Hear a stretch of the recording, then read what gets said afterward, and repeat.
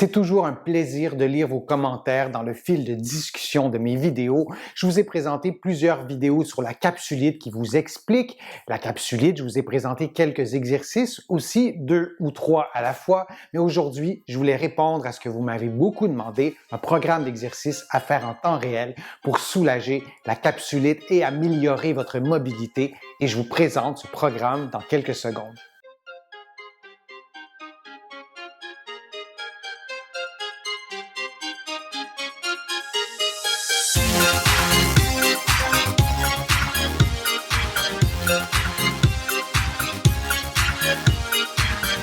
Je suis Denis Fortier. Si vous êtes nouveau ici sur ma chaîne YouTube, je vous conseille de vous abonner en cliquant sur le coin inférieur droit de l'écran. Je vous invite aussi à vous abonner gratuitement en visitant mon site web, le www.denisfortier.ca. Vous allez pouvoir faire aussi une contribution. Vous le savez, ça me permet de vous offrir de plus en plus de contenu sur le web. La capsulite est une raideur importante de l'épaule, une diminution de mobilité de l'épaule qui cause de la douleur. Bien souvent, mes patients me consultent lorsque la douleur est presque intolérable. Or, dans bien des cas, pour ne pas dire dans tous les cas, la diminution de mobilité, la raideur articulaire est apparue avant cette douleur très forte. Et de faire un programme d'exercice adapté à votre condition, et ce sera à vous d'adapter le programme d'exercice, est indispensable pour soulager la douleur.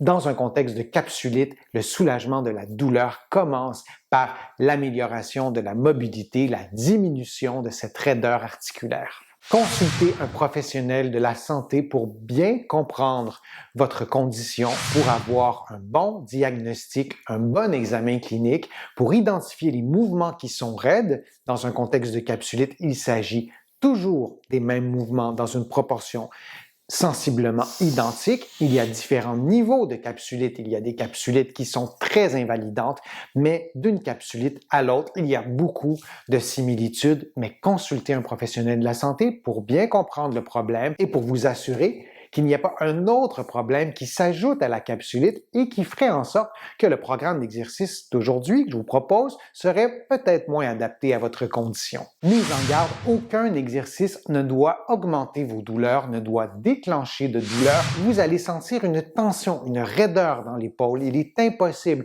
de faire un exercice dans un contexte de capsulite sans ressentir une certaine raideur. Mais la douleur ne devrait pas être augmentée pendant l'exercice et surtout après l'exercice. D'aller dans la raideur articulaire, c'est tout à fait normal. De déclencher de la douleur, par exemple, vous faites un mouvement, vous cessez le mouvement et la douleur reste. La douleur perdure. On ne souhaite pas cette situation et si la situation survient, allez un peu moins loin dans le mouvement, adaptez la vitesse du mouvement, assurez-vous que vous faites le mouvement adéquatement et si malgré tout cette douleur persiste, vous ne faites pas cet exercice. Et dans le programme d'exercice que je vous propose aujourd'hui, il y en aura fort probablement des exercices qui seront trop difficiles pour votre situation actuelle. Peut-être que dans quelques semaines, vous pourrez faire ces exercices sans reproduire la douleur. Les paramètres des exercices que je vous propose dans ma vidéo, c'est à vous à ajuster, à adapter ces paramètres-là en fonction de vos capacités physiques, en fonction aussi du temps que vous avez à votre disposition pour faire le programme d'exercice qui prendra quelques dizaines de minutes. Je vous propose de faire 2 répétitions de 5 à 10 mouvements. Vous pouvez en faire un peu plus, un peu moins. Vous pouvez aussi morceler le programme d'exercice en 2 parties distinctes. Vous pouvez faire les exercices tous les jours si vous le souhaitez. Vous pouvez aussi les faire 3 à 4 fois par semaine. L'important, c'est de choisir une fréquence qui correspond à vos besoins, qui correspond aussi à votre niveau de motivation. Il y aura des exercices qui se font couché sur le dos, d'autres en position assise, d'autres debout.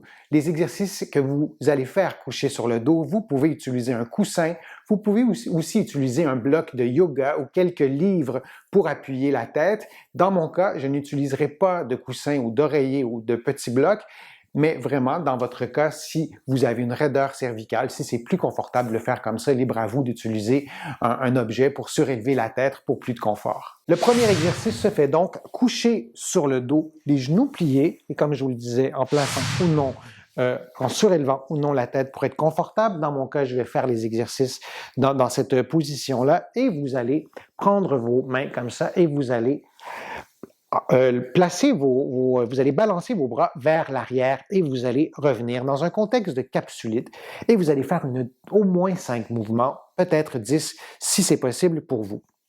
Et donc, dans un contexte de capsulite, il est possible que votre mobilité soit limitée à cette amplitude-là. Il est possible que votre amplitude soit limitée encore davantage, par exemple, jusqu'ici. Alors, vous faites le mouvement que vous pouvez faire et lorsque vous arriverez à la fin de l'amplitude permise, selon l'intensité de votre raideur articulaire, vous allez revenir à la position de départ.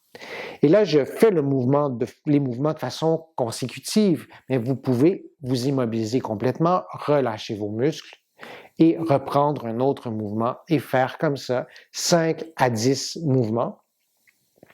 Si tout va bien, vous pouvez faire une deuxième série. Vous pourriez faire tous les exercices du programme d'aujourd'hui une fois dans la séquence que je vous présente et refaire le programme une seconde fois.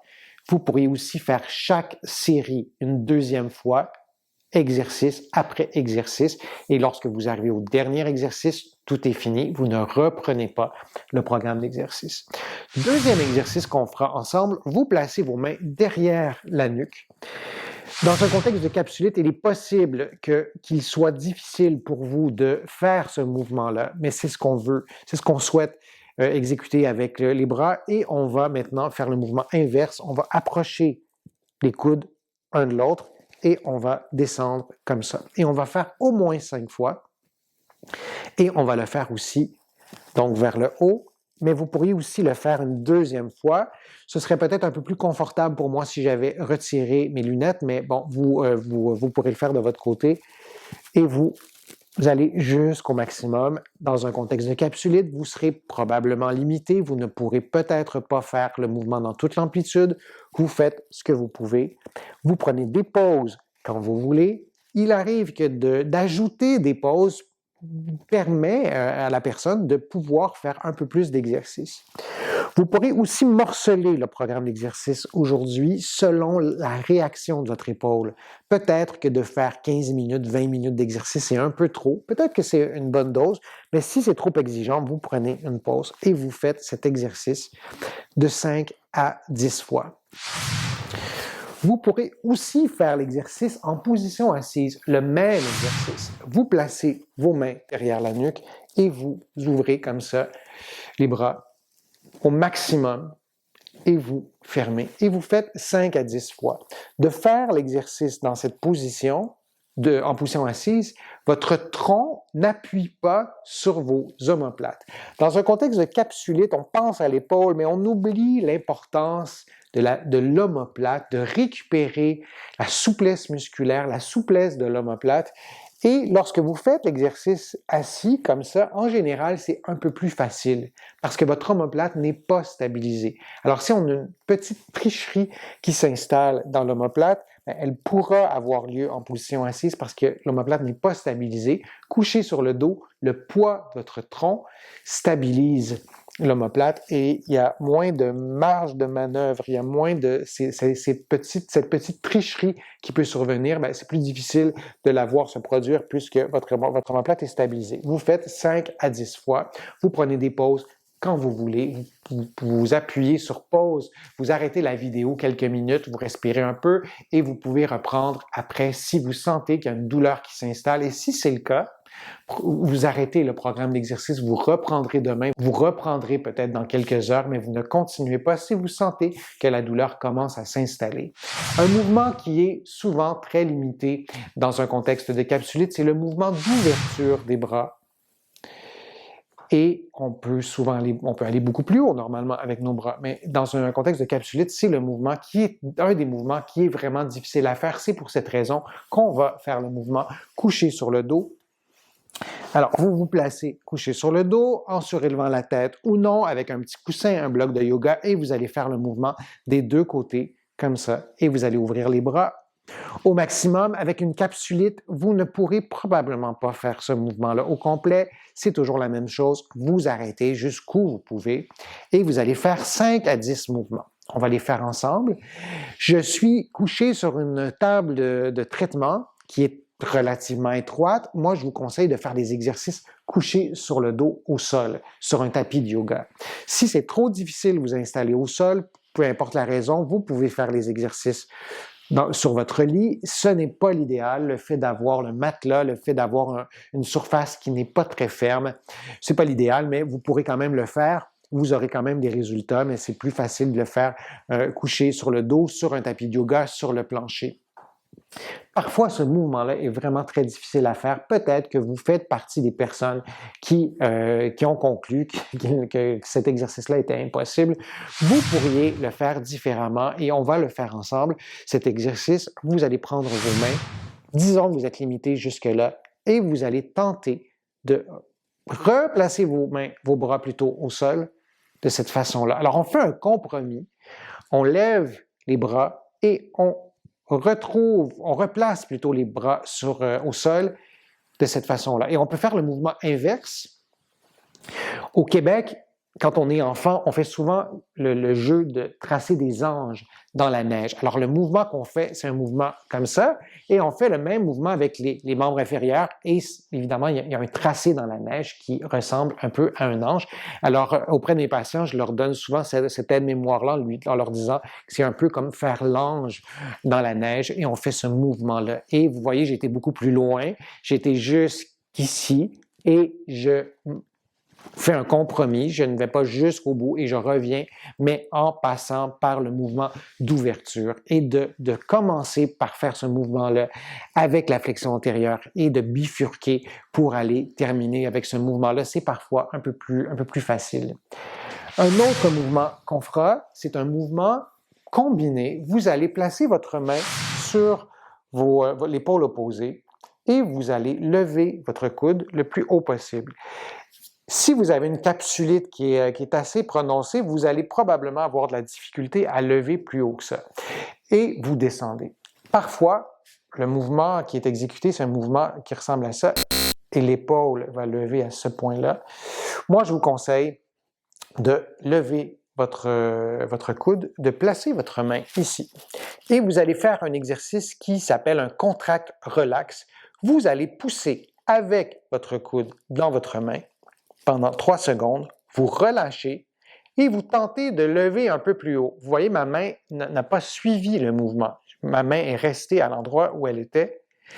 Et vous allez ensuite replacer votre main sous le coude. Vous allez pousser avec votre coude dans la main pendant 3 secondes. C'est une poussée sous-maximale. Vous ne poussez pas très fort.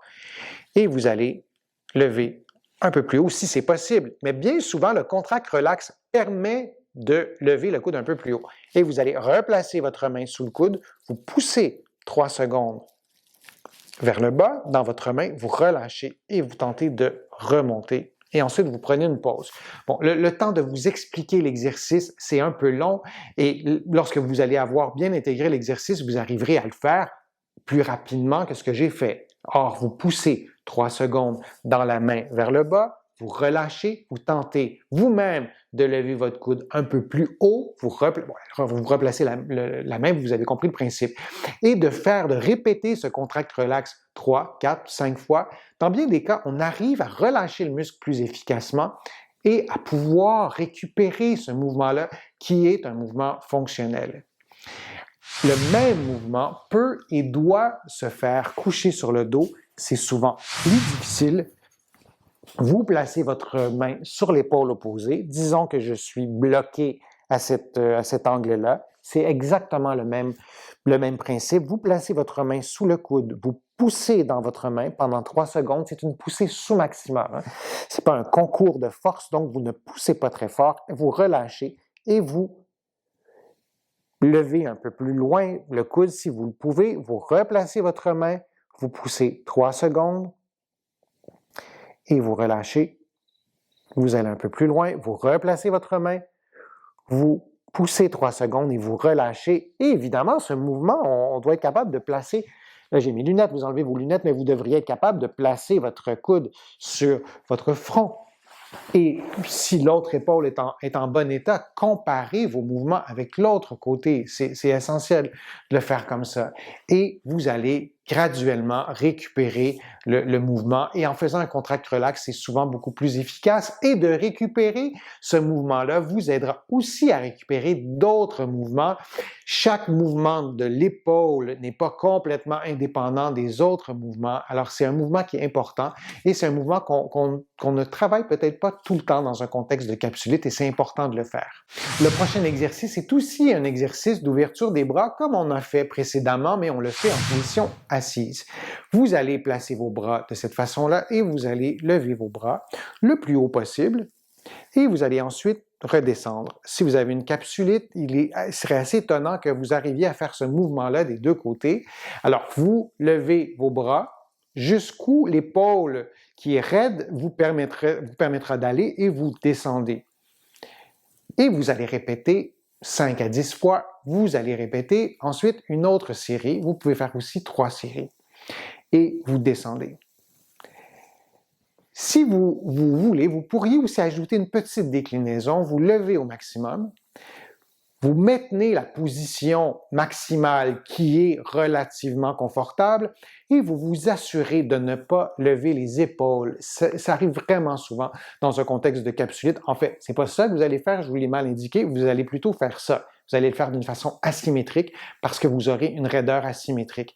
Vous vous assurez que l'épaule ne soit pas trop levée. Et ensuite, on descend et on répète ce mouvement-là. Alors, la première variante, c'est un mouvement complet, on va jusqu'où on peut aller et on descend, on ne maintient pas la position.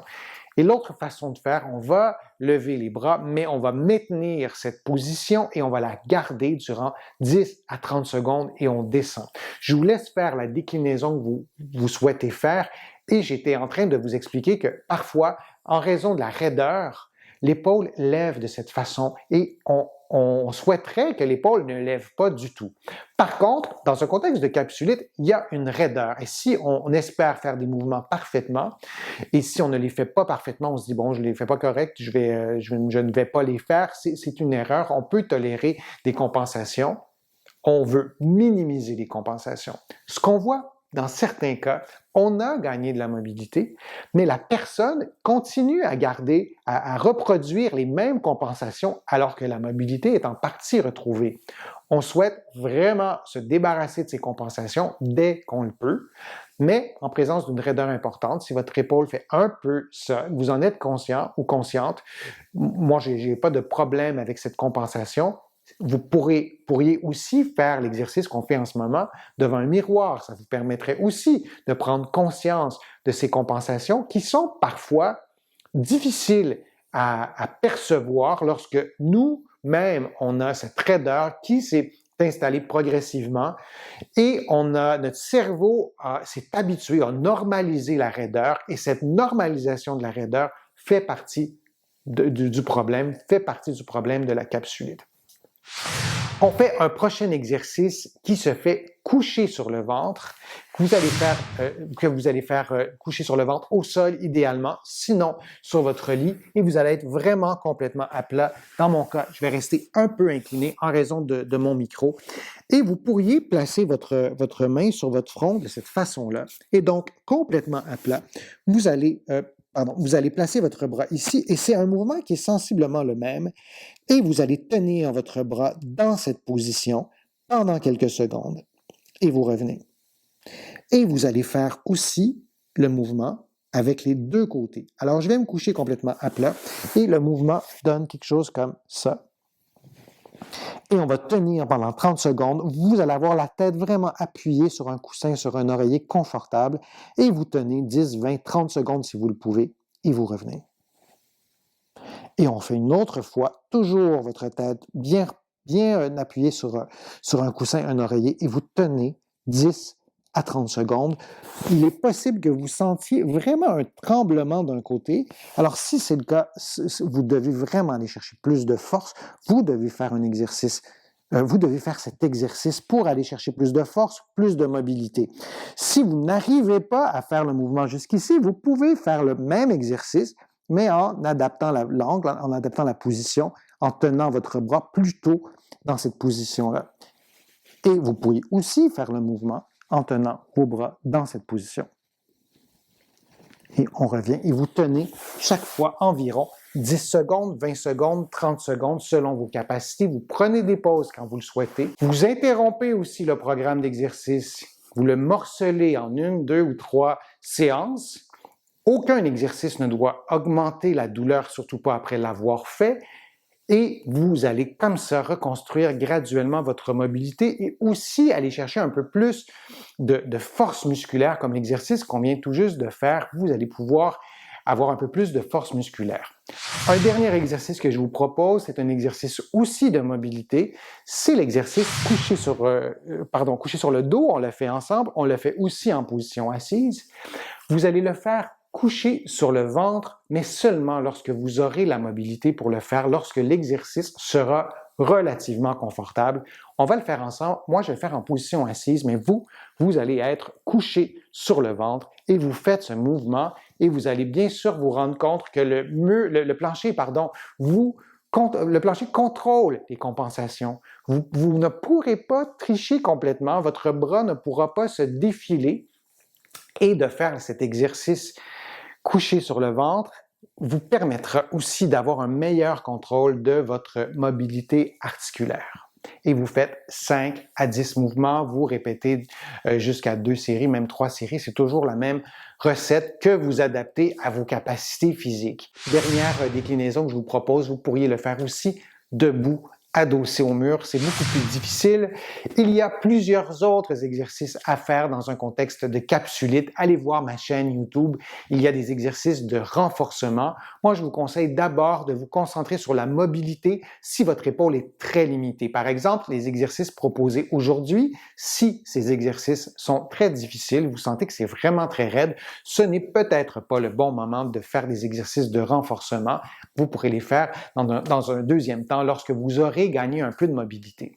Cela dit, consultez un professionnel de la réadaptation pour vous assurer aussi qu'il s'agit bel et bien d'une capsulite, qu'il n'y a pas un autre problème ajouté aussi à votre capsulite qui complique la guérison, mais ne demeurez pas de grâce avec une capsulite, avec une raideur articulaire. Combien de patients et souvent des patientes ai-je rencontré dans ma carrière qui avaient cette capsulite depuis des mois et des mois et des mois et qui avaient normalisé cette condition et qui étaient quand même handicapés par cette situation-là. On doit retrouver la mobilité. Il y a différentes techniques. Je vous en présente plusieurs sur ma chaîne YouTube pour augmenter la mobilité. Des techniques qui se font seules, des techniques qui se font à deux. Il y a plusieurs stratégies et de consulter un professionnel de la réadaptation pourra être utile à cet égard. J'espère que ma vidéo vous a plu. J'espère que les exercices étaient clairs. Si c'est le cas, je vous invite à la partager sur vos réseaux sociaux, à cliquer j'aime, à la commenter. Vous le savez, ça me donne plus de visibilité, ça m'aide à produire de nouveaux contenus. Vous allez trouver aussi beaucoup d'informations sur mon site web que je vous invite à visiter, le www.denisfortier.ca. Vous allez trouver aussi beaucoup d'informations dans mes livres qui sont disponibles partout au Canada, en librairie et sur le web. J'ai le privilège d'être publié partout à travers le monde, notamment en France. Vous allez trouver là aussi mes livres en librairie et sur le web. Je suis Denis Fortier. Je vous remercie beaucoup. À bientôt.